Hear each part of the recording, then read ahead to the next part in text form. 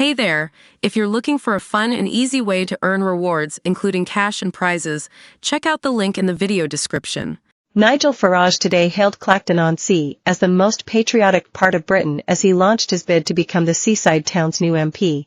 The Brexit champion told a huge crowd of local voters the Tories had betrayed their trust and warned Rishi Sunak would pay a big price at the general election on July 4.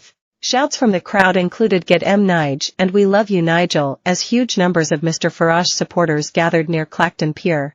Mr Farage's campaign launch in the Essex seat came after he yesterday performed a stunning U-turn on his previous decision not to stand for Parliament. The 60-year-old has made a dramatic return to the political frontline and also been installed as Reform UK leader in place of Richard Tice. Mr Farage's campaign in Clacton, a constituency once held by UKIP when he was the party's leader, will be his 8th attempt to enter Westminster. He will need to overturn a 31,000 Conservative majority from the last election, with only minor boundary changes in the seat. As he launched his campaign this afternoon, Mr Farage made reference to the town's past support for UKIP when it elected Tory defector Douglas Carswell as the local MP. He said, "Without Clacton, Brexit would not have happened, so thank you, Clacton." Mr Farage vowed to be a bloody nuisance in the House of Commons should he be elected in a month's time. Speaking at the rally in Clacton, Mr Farage said the Tories deserved to be punished for their betrayal over Brexit. At a rally in Clacton, the Reform UK leader said, "We made an offer to the British people, we could get back our independence and control of our borders. But what has happened? The Conservatives have betrayed that trust. They've opened up the borders to mass immigration like we've never seen before. And they deserve to pay a price for that, a big price for that." Mr Farage earlier called for the UK to have zero net migration and defended controversial comments about Muslims.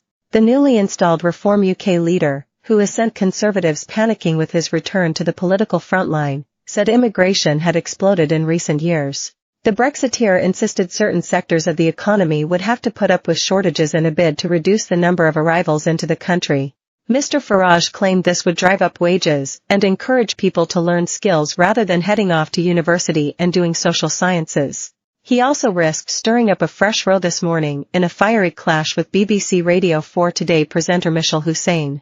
Mr Farage doubled down on his view that a growing number of British Muslims do not subscribe to British values, which has been branded ignorant and offensive. He also defended claims that there are some streets in Britain where no one speaks English. Challenged about his remarks, Mr Farage replied, "I could take you streets in Oldham right now, where no one speaks English." But he declined to comment on whether his own children spoke a second language, when asked how he knew people in Oldham were not multilingual. The 60-year-old has vowed to lead a political revolt against the Tories and Labour after his bombshell announcement that he will lead reform for the next 5 years. In a round of interviews today, Mr Farage launched a direct attack on the Tories over immigration numbers and firmly ruled out a pact with Rishi Sunak's party. He told the BBC, "We have been betrayed by a Conservative party that I gave considerable help to in 2019. We were told that we would get control of our borders, we were told the immigration numbers would come down, they have exploded. I feel betrayed by them, millions of voters feel betrayed by them." Mr Farage claimed the Tories were well past their sell-by date, "The brand is ruined, they've lost the election already." He added, "We cannot go on as we are, we have to limit numbers. Our lives, our quality of life in this country, is being diminished by the population explosion. And if that means that in some sectors there'd be shortages, what that then means is wages will go up and we'd start to encourage people to learn skills rather than heading off to university and doing social sciences." Mr Farage stated his aim was to have net migration at zero, which would allow room within the labour market for up to 600,000 people to come to Britain each year. Lates.